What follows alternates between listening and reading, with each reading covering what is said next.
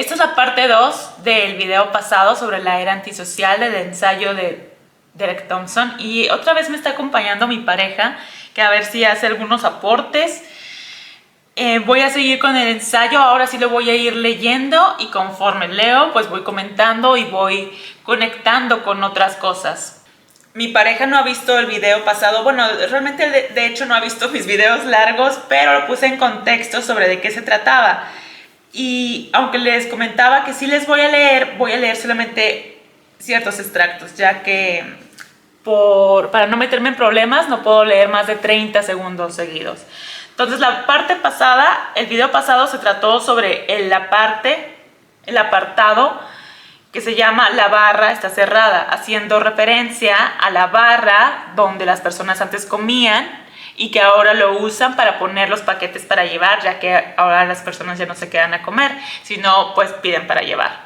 En este se llama el fin del siglo social, y comienza diciendo sobre cómo antes, entre 1900 y 1960 creo que era, 1960, había demasiada conexión entre las personas. Había clubes de lectura, la natalidad estaba alta, los matrimonios estaban en auge.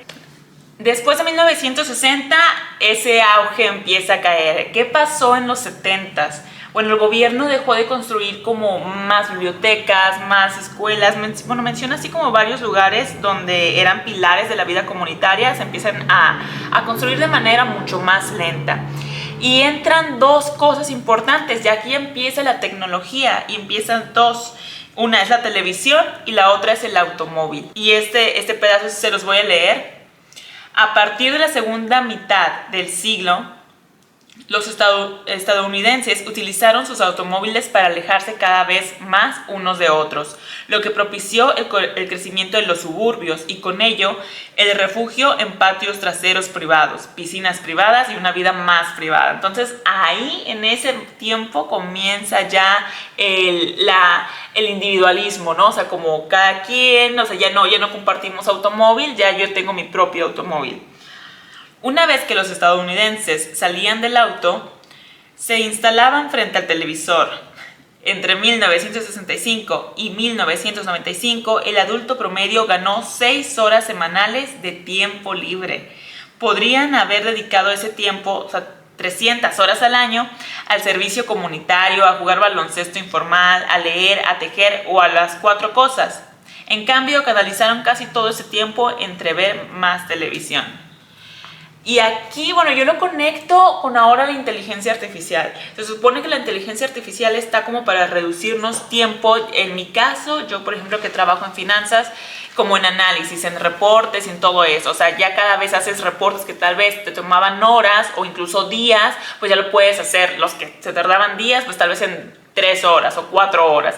Y los que eran horas, pues tal vez ya en minutos. Da más tiempo para analizar. Pero ¿qué hacemos con el tiempo restante? Lo que la empresa espera de nosotros es que hagamos mejoras. Mejoras que nos sigan ahorrando tiempo. Ahora, ¿lo hacemos? No siempre, a veces porque tenemos que marcar ciertas métricas, pero lo demás, ¿en qué lo estamos usando? O sea, pues no voy a decir que de manera eficiente, igual en la vida personal, no sé, hay algo en que en la vida, o sea, que la inteligencia te haya reducido tiempo, pero tú lo estés malgastando. Yo podría decir, por ejemplo, en los correos. O sea, yo antes me echaba, bueno, esto no es como en mi vida personal, sigue siendo laboral, pero yo en los correos, yo me iba en una cadena, así cuando había un problema y de repente te llegaba la cadena inmensa, pues bueno, te ibas hasta el principio y ibas de que leyendo, no, ya copio todo eso, se lo mando a Glean o a Copilot y le digo, oye, dame un resumen de esto y qué me están pidiendo a mí. Y ya, o sea, pero yo mando eso, me ahorro todo ese tiempo, pero después yo me puedo regresar como aquí de que al celular, o me pongo todavía a seguir viendo un video en YouTube, o me levanto y hago otra cosa que no tiene nada que ver con el trabajo. En mi vida social, o más bien en mi vida personal, no estoy muy segura en qué me ha reducido el tiempo la inteligencia artificial. Pero es que sigues viendo todo desde... como si todo el tiempo tuviera que ser productivo a fuerza. No, estoy hablando, o sea, ¿en qué te lo reduce para que tú lo puedas utilizar en algo social o creativo o ya, algo porque así. dices malgastar el tiempo. No, es que estoy aquí hablando, di el ejemplo del trabajo. O sea, di el ejemplo del trabajo de que, bueno, se supone que nos lo reducen el trabajo para seguir siendo productivos en otras cosas, pero no lo hacemos. O sea, en mi ejemplo de trabajo. Pero yo creo que eso es normal, ¿no? O sí. sea, incluso hasta ellos deben estar dándose cuenta de que hay como tiempos muertos. La normativa, el mandato, pues debe ser, pues, ese tiempo libre del que te has liberado ahora, síguelo usando para el trabajo, ¿verdad? Pero, sí. Pues obviamente lo mínimo que pueden hacer pues es señalarlo, como para que sientas culpa si de repente ya estás haciendo otra cosa o hay deseos en el celular y tal. Pero por otro lado, pues está bien tener ese tiempo libre que no tiene nada que ver con el trabajo. O sea, es que sí lo señalan, sí te lo señalan, pero no de que, oye, de ese tiempo libre no estés en el celular, pero lo señalan si no has subido ninguna mejora. Te lo señalan de que, oye, ¿qué estás haciendo con el tiempo que te ahorraste? Porque sí te lo cuestionan, sí te dicen, oye, y ahora con ese tiempo que te ahorraste, ¿qué estás haciendo? Pero, o sea, saliéndonos de esta vida, bueno, porque ahí yo en lo personal, pues sí, me ahorro el tiempo, pero yo ya no hago nada productivo. Pero también productivo para el trabajo, ¿verdad? Ajá, sí, o sea, productivo yo ya no, y a veces ni así como en la vida, o sea, a veces pues yo estoy como en el celular, o tal vez me salgo a lavar ropa en mi horario laboral. ¿Por qué? Porque la inteligencia artificial me ahorró cierto tiempo. Y eso, pues, digo, no está bien y tampoco está mal, ¿no? O sea, normal, es simplemente otro tiempo que usas como quieres o como se dio, para estar bobeando en el celular o para lavar o para lo que sea, ¿no? O sea, y creo que ahí los de las empresas, los trabajos, pues no saben cómo reaccionar. Lo mínimo que pueden hacer, a lo mejor ahorita lo único que pueden hacer, porque no te pueden estar contabilizando cuánto tiempo estás conectado al día y estarte como revisando bien minuciosamente qué haces con todo tu tiempo, pues solo les queda decirte, ¿no? Pero mientras, por el momento, seguramente va a salir una ley o una manera de que te puedan detectar si estás haciendo otra cosa que no sea el trabajo. Tal vez, pero no creo. O sea, simplemente lo que va a ir pasando es que ellos cada cierto... Bueno, es que este tema ya está muy aparte de cómo esto nos... O bueno, no. Bueno, más o menos. Aquí estamos hablando de inteligencia artificial y productividad y el trabajo. Pero acá lo que se llega a hacer, o sea, saliéndonos un poquito por lo que estábamos hablando, es que cada cierto tiempo ellos evalúan las cargas de trabajo. Entonces se dan cuenta que pues obviamente hay gente que empieza a tener más tiempo y que hacen recorte de personal. Pues claro, es el objetivo, ahorrar costos.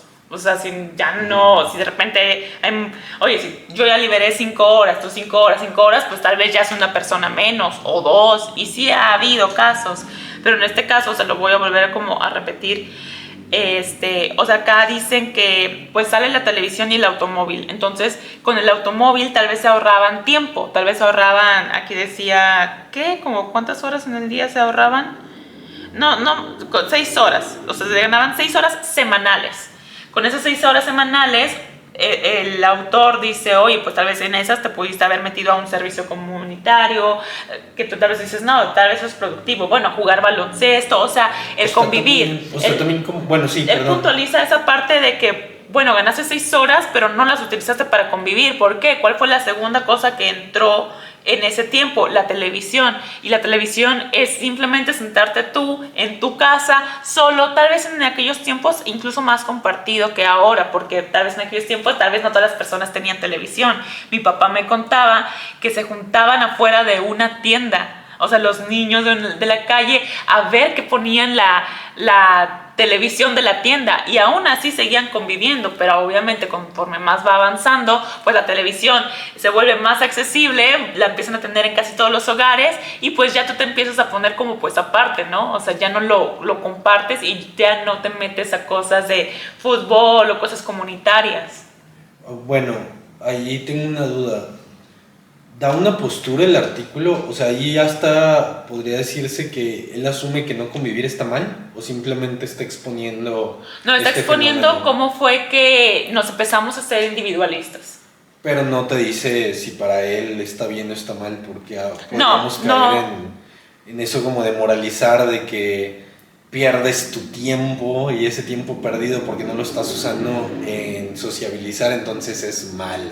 Entonces estás cometiendo como que un error. No he dicho nada de eso. Y de hecho, o sea, creo que decir que, oye, no has usado ese tiempo en sociabilizar, entonces es malo, se podría decir lo mismo, oye, no has utilizado ese tiempo en ver las redes sociales y has estado socializando, o sea, como que no tiene nada uno, Sí, o sea... como que no diría que es malo, simplemente, bueno, alguien muy acostumbrado a la sociabilidad en físico, pues este cambio, o sea, decir, pues como es completamente a mi realidad, a como yo veía que era normal que convivieran las personas, pues es como extraño, es como raro, algo malo está pasando.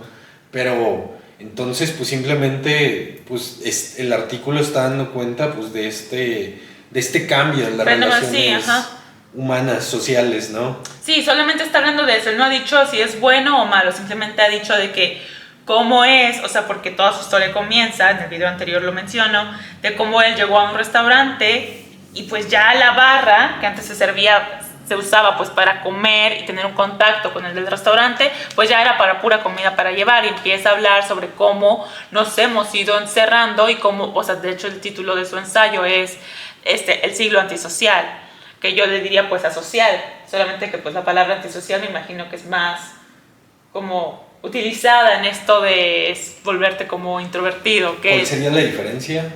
Pues la antisocial creo que es como estar en contra de la sociedad, ¿no? Y la social es simplemente no socializar, ¿no? No sé. Hay que investigarlo. Así que bueno, luego se los traigo en el siguiente video esa diferencia. O bueno, ¿saben qué? De una vez vamos a ver la diferencia de... Va a ser buen ejercicio. Sí, vamos a buscar aquí, ya que lo tengo aquí, diferencia entre lo antisocial, diferencia antisocial y asocial. La diferencia principal radica en la intención. Una persona asocial, sí estoy bien, ¿ves? Estoy bien.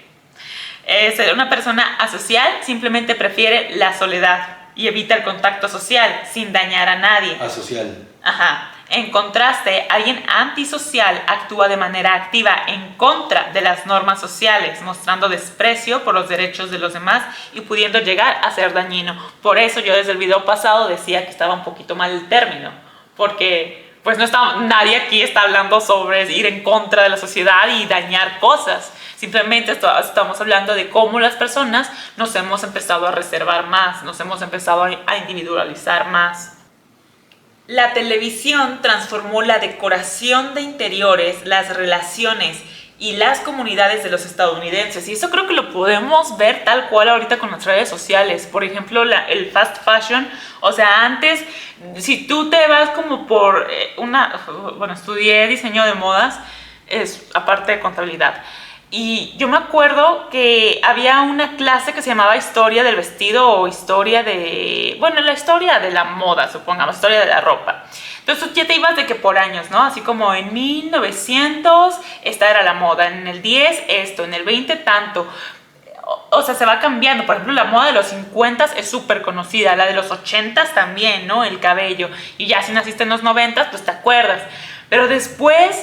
como que esta moda del 2010 y del 2020 yo siento que son muchas cositas que pasaron así. ¿Y por qué? Yo siento que tiene mucho que ver las redes sociales. O sea, ahorita más esto de Shein o Shein, como le quieran llamar, la ropa muy barata que luego pues no sé, la compras y ya de repente al año pues ni te duró tal vez el año, o tal vez al año ya se volvió como pues ya desechable. Hubo un momento, una tendencia en TikTok que eran, ¿cómo se llamaban? No me acuerdo, había una tendencia de moños, no me acuerdo, como petit, algo así. O sea, de repente todos querían tener moños. ¿Cuánto duró? Unos meses. Y después se agarraron con otra moda. Y después con otra. O sea, ha sido como que todo muy rápido, muy rápido. Y mucho tiene que ver esto de las redes sociales. ¿Por qué? Porque lo estás viendo y lo quieres. Y son ventas. O sea, las redes sociales para mí son como ventas. Todo el mundo te intenta vender algo. Incluso ya sea producto o el mismo contenido de la persona, ¿no? Porque las personas monetizan con su contenido. Y... esto también me recordó otra cosa. Yo he visto videos también así como de que tendencias de muebles 2026. O sea, ¿qué? O sea, pongan atención en eso, o sea, son tendencias del mueble 2026, o sea, ¿qué está en tendencia ahorita en el 2025? ¿Qué sillones son los mejores para este 2027? Como si cambiaras de sillón cada año, como si cambiaras de muebles cada año, incluso me ha tocado ver de pisos. O sea, de piso, o sea, ya no se usa el piso de barro, o lo contrario, volvió el piso de barro. O sea, cambia tu vitropiso a piso de madera. Ya no está el piso, ¿cómo se llama este que está en el rancho? Bueno, no sé, de imitación madera, duela, ahora se usa el SPC. O sea, ¿qué? ¿Cómo vas a estar cambiando tu casa cada año? Cada año, o sea, obviamente se volvió también mucho consumismo, pero eso también habla de que la televisión empezó a cambiar en aquel entonces, empezó a cambiar la decoración de los interiores y ahorita todavía TikTok y las redes sociales sigue cambiando la manera en la que vistes tu casa y el consumo que tienes en tu casa, incluso la duración de las cosas. Pero bueno, aquí estamos hablando de otro tema que es el consumismo, que yo creo que voy a hacer un video aparte sobre eso porque es un tema que me gusta muchísimo. En 1970, solo el 6% de los alumnos de sexto grado tenían un televisor en su habitación, que era lo que yo les mencionaba. En 1999, esa proporción había aumentado al 77%. Los diarios de tiempo de la década de 1990 mostraron que los matrimonios pasaban casi 4 veces más horas viendo la televisión juntos que hablando entre sí en una semana determinada. Y aquí pues viene el chiste de cuando antes tenían muchos hijos, que decían, oye, pues era porque no había televisión. Y si ahorita una pareja tiene muchos hijos, pues es de que, oye, que no tienes televisión. Y es esto otra vez del individualismo, incluso estando en pareja. O sea, no sé, no voy a decir que antes hablaban mucho porque pues hay un tema ahí sobre el poder que tenía el hombre sobre la mujer y pues probablemente en muchos casos una mujer sumisa que acataba órdenes. Creo que lo toqué en otro, no, lo toqué en un video que no subí.